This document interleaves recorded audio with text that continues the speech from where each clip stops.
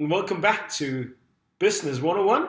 Today we're going to look at profit margins. So I hope you learned something. Thank you very much. The profit margin will then tell us how good a company is at turning revenue into profits.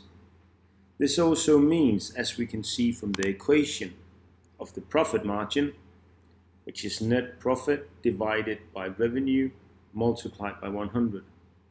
So we'll see how big a percentage of our revenue is turned into profits. Now, if we want to analyze this to get a better profit margin and thereby a better return on investment, then we have to understand exactly what the net profit is. The net profit is, of course, the revenue minus the cost in the company. So we want to analyze how the costs correlate to the revenue, and to do this we have to calculate it into index numbers. Now, index numbers are calculated by taking the current number, current year, divided by the base number times 100. So to calculate the index numbers, we'll go into the box up here, again into the column, so we make an equation, an equal sign. We'll start out with the year 2016 here. That's the base year. We'll divide that with the base year here again, and we'll multiply it by 100. Now this, of course, will give us 100 back. So to make sure that we can drag this equation and make Sheets calculate everything for us, we have to tell Sheets that it should not move away from this column, because this column is our base year, and we'll just use a dollar sign in front of the E. Now this column has been locked, because that's the E here, and that's all we need to lock. And as we hoped for, this gave us 100.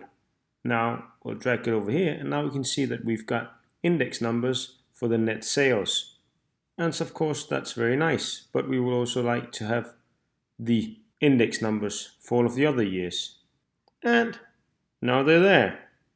As you can see, we had some boxes where there was no values in, and we can of course not divide by 0.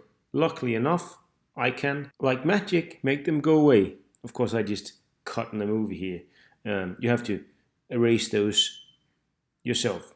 So now we've got all the index numbers for revenues and for the different costs, and now we can start to analyze these index numbers.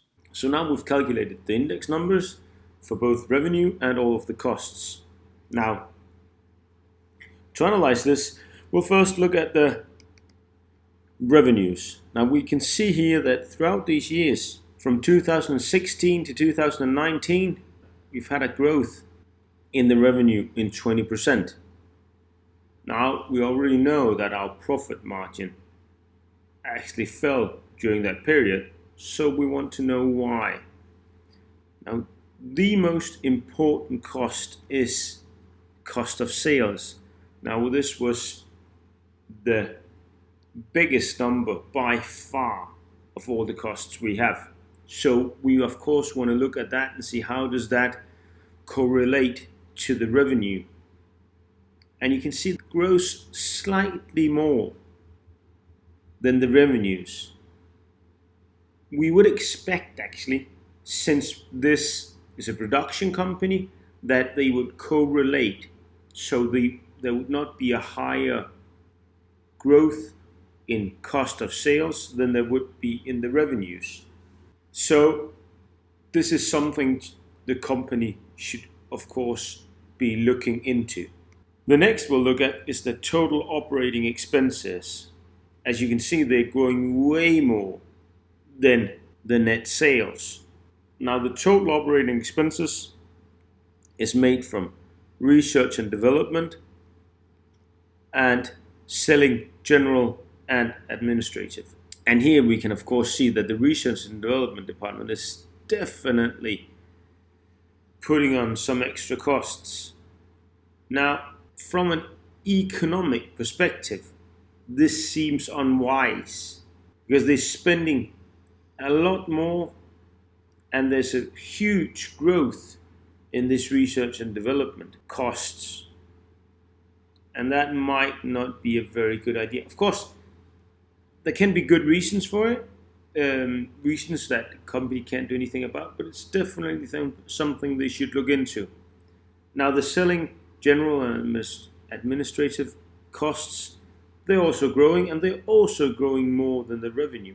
So in general, we've got some different costs here which are growing more than our revenues, and this is what you should look into.